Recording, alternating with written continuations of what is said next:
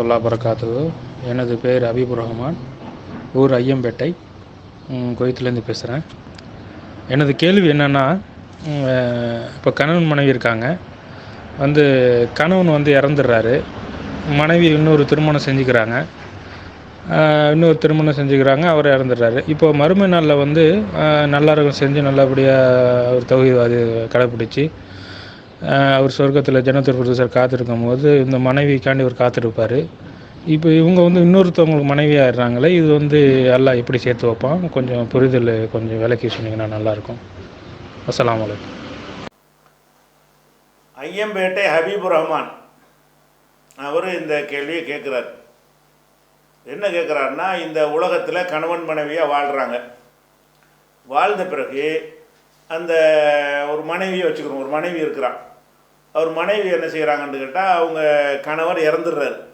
இறந்த பிறகு இஸ்லாத்தில் மறுமணம் இருக்குதுல்ல, அந்த உரிமையை பயன்படுத்தி அந்த மனைவி வேற ஒரு புருஷனை கல்யாணம் பண்ணிடுச்சு. கல்யாணம் பண்ண பிறகு திருமணம் மறுமையில் எழுப்பப்படும்ல, எழுப்புனா இந்த மனைவி எந்த கணவனோடு வாழ்கிற வாய்ப்பு கொடுக்கப்படும்? முதல் புருஷன் இறந்து போயிட்டாரு, ரெண்டாவது புருஷனை இந்த அம்மா கல்யாணம் பண்ணிக்கிருச்சு.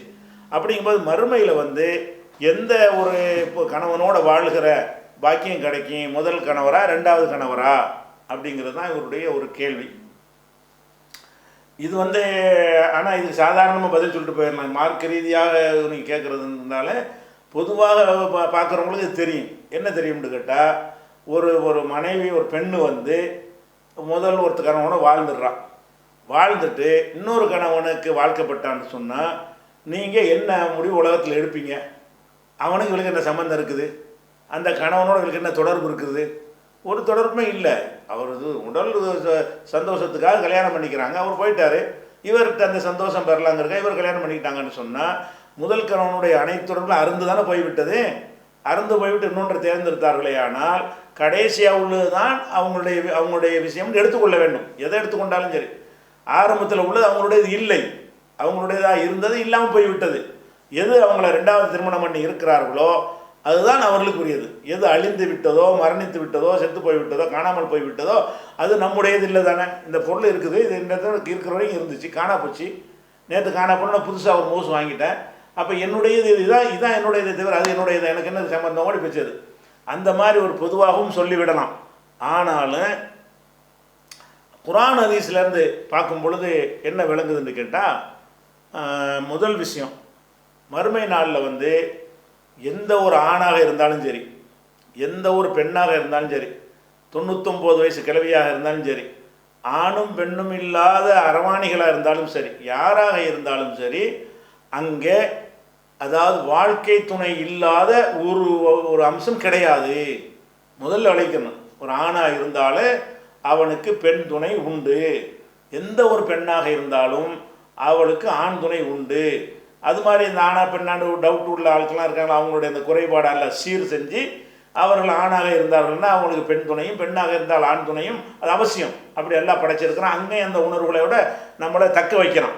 அந்த மாதிரி அடிப்படையில் ரசூல் ஸல்லல்லாஹு அலைஹி வஸல்லம் சொல்கிறாங்க, உமாஃபில் ஜன்னத்தி ஆசபு, ஜன்னத்தில் சொர்க்கத்தில் ஆசபுன்னா அந்த இதுதான், அந்த அதாவது தனித்திருப்பது, ஜோடி இல்லாமல் இருப்பது தான் ஆசபுன்னு சொல்லுவாங்க. அப்போ ஜன்னத்தில் சொர்க்கம்ன்ற அந்த அம்சத்துக்கு போயிட்டீங்கன்னு சொன்னால், இந்த ஆணும் போனாலும் சரி, அவன் மனைவி பூரா நரகவாசியாக போயிட்டாங்க, இவன் மட்டும் சொர்க்கவாசியாக போனாலும் இவன் நல்லா அப்போன்னு விட மாட்டான். ஊர்லின்னு ஒரு பக்கம் துன்யாவில் உள்ள ஒரு பெண்களில் இருந்து அவனுக்கு வாழ்க்கை துணை அவனுக்கு கிடைக்கும். அதே மாதிரி ஒரு பெண்ணு இருக்கிறாங்க, ஒரு புருஷனை வாழ்ந்தது வச்சுக்கிறோமே, நீங்கள் 2 கணவனுக்கு நீங்கள் சொல்கிறீங்க, ஒரு கணவனோட வாழ்ந்து இறந்துட்டாங்க, அந்த கணவன் நரகவாசியெல்லாம் செஞ்சுட்டு போயிட்டான்.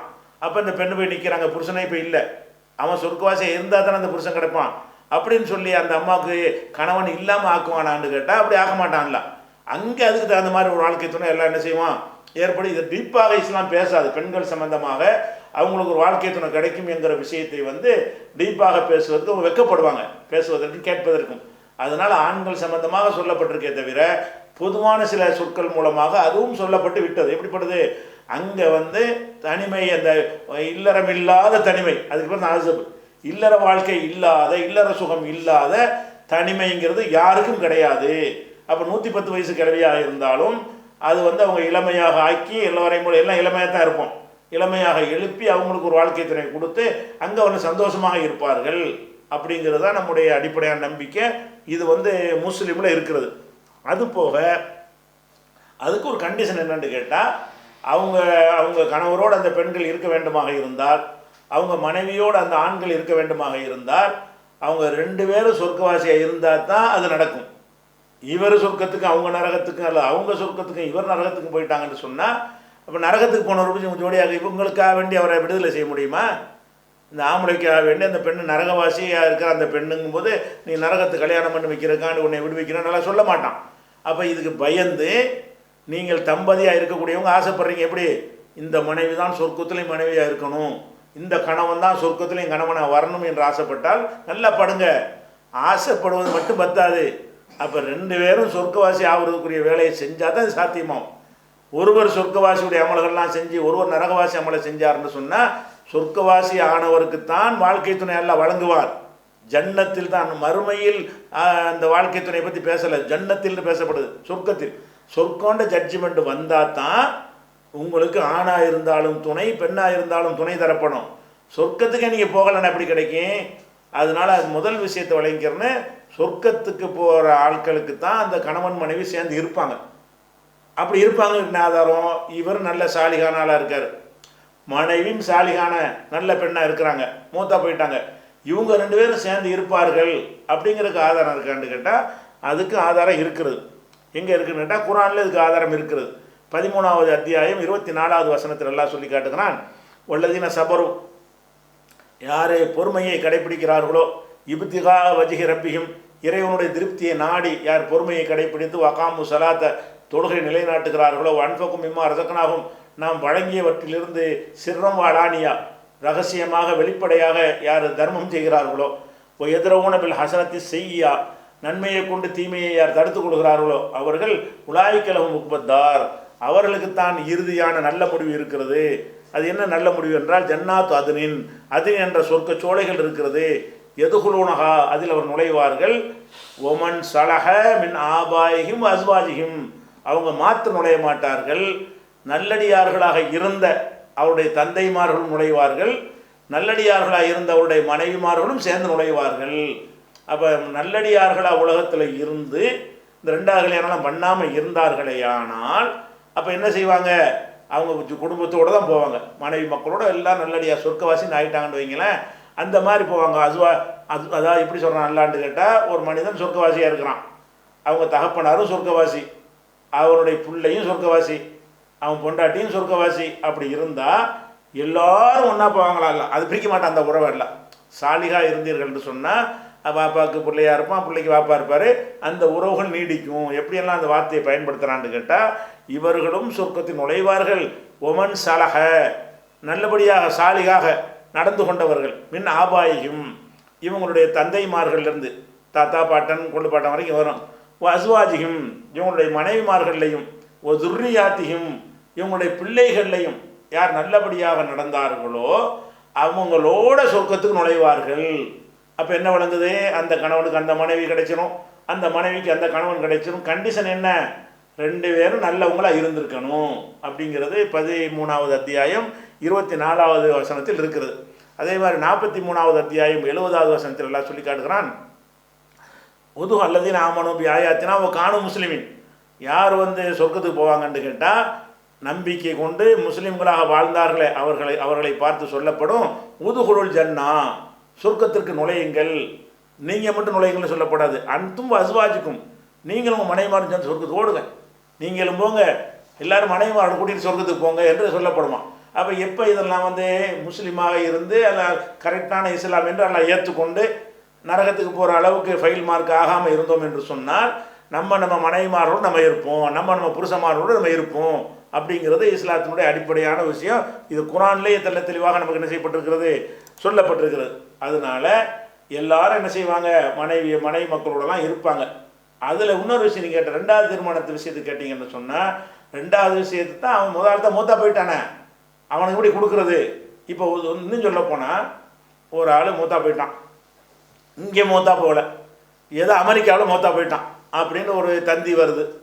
அதை நம்பி என்ன செய்கிறாங்கன்னு கேட்டால், இன்னொருத்தன் கல்யாணம் பண்ணி வச்சிடுறாங்க. ஆள் செத்து போயிட்டான் நம்பி என்ன செய்கிறாங்க, வேற ஒருத்தன் கல்யாணம் பண்ணி வச்சிடுறாங்க. கல்யாணம் பண்ணி வச்ச பிறகு இதெல்லாம் முடிஞ்சு கல்யாணம் பண்ணி வச்சிடுறாங்க.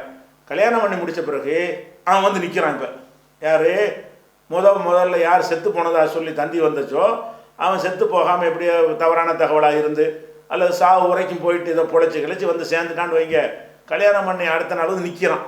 இப்போ என்ன செய்கிறது, உடன்ற வேண்டியதான். அதாவது யாருக்குடைய உலகத்திரை சட்டம் என்ன, எல்லாருடைய சட்டம் என்னது, உனக்கு மனை பொருளாக அவள் தேர்ந்தெடுத்தா, நீ இல்லைன்றவன இன்னொன்று தேர்ந்தெடுத்து கொண்டாள். அவள் மெட்டீரியல் ஆடு மாடு கழுதையாக இருந்தால் கொடுத்துட்டு போயிடலாம். பெண்ணு உணர்வு ஆசை உள்ளவோ அறிவு உள்ளவோ அவளுக்குன்னு தன்மான சுயமரியாதை சுய உரிமையெல்லாம் இருக்கத்தானே செய்கிறது. அப்போ என்ன செய்வாங்க, 6 மாதம் கழிச்சு வந்தான்னு சொன்னால் முதல் மனவன்ட்டு கொடுன்னு அந்த பொருளாக கொடுக்குறதுக்கு வேற கல்யாணம் பண்ணிட்டு போ, நீயா ஓடுன, நீ அந்த காண போன, நீயா வந்து தகவல் தொடர்பு இல்லாமல் இருந்த ஓந்தப்போது அவளுக்கு ஆசை உணர்வுலாம் இருக்கிறது. நீங்கள் பாட்டு 10 வருஷம் இருப்பீங்க, அவள் சும்மா உட்காந்துட்டு இருப்பாளா? அவளுக்கு தேவையான வாழ்க்கையை தேர்ந்தெடுத்து கொண்டான்னா தேர்ந்தெடுத்து கொண்டது தான் அவளுக்கு உள்ளது. அப்போ நம்ம உலகத்தில் என்ன தீர்ப்பளிக்கிறோம், எந்த நாட்டில் சட்டம் அதானே, முதல் புருஷன் வந்து விட்டான்னு சொல்லி தீர்ப்பு அடிப்பாங்களே எங்கேயாச்சும். அப்படி அடித்தார்களே ஆனால் அவங்க பிற்போக்கான ஆளுக்குன்னு அர்த்தம். அவங்க அந்த பெண்ணை வந்து எப்படி பார்க்குறாங்க, அது ஒரு பொருளாக பார்க்குறாங்களே தவிர மனுஷியாக பார்க்கவில்லை. மனுஷியாக பார்த்தீங்கன்னா மனுஷனை பார்க்குற மாதிரி மனுஷையும் பாருங்கள். அப்படி பார்த்தீங்கன்னு சொன்னால் அப்போ யாருக்கு யாரோட அந்த பெண் வாழ்வோ யாருக்கு கொடுப்பாங்கன்னு பொருள் மாதிரி நினைக்கக்கூடாது. அந்த பெண் யாரோட வாழ்வாள், யாரோட கடைசியில் வாழ்ந்தாலும் அவரோட வாழ்வார்.